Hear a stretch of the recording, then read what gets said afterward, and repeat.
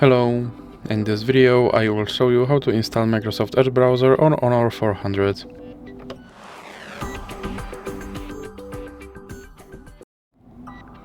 So you have to start by opening your Google Play Store, then click on search bar and type in Edge, then click search and click install.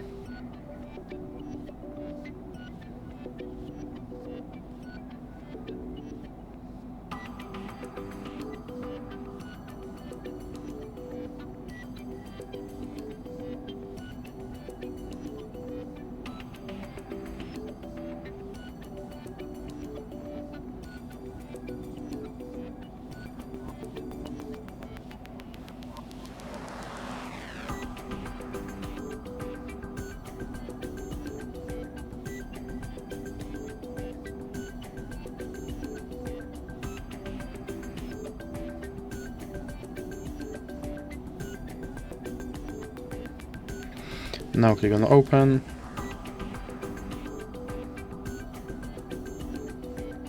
And here you can set this browser as a default browser, or you can click not now and click confirm.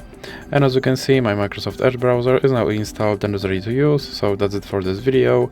If you liked it, please remember to leave a like and subscribe.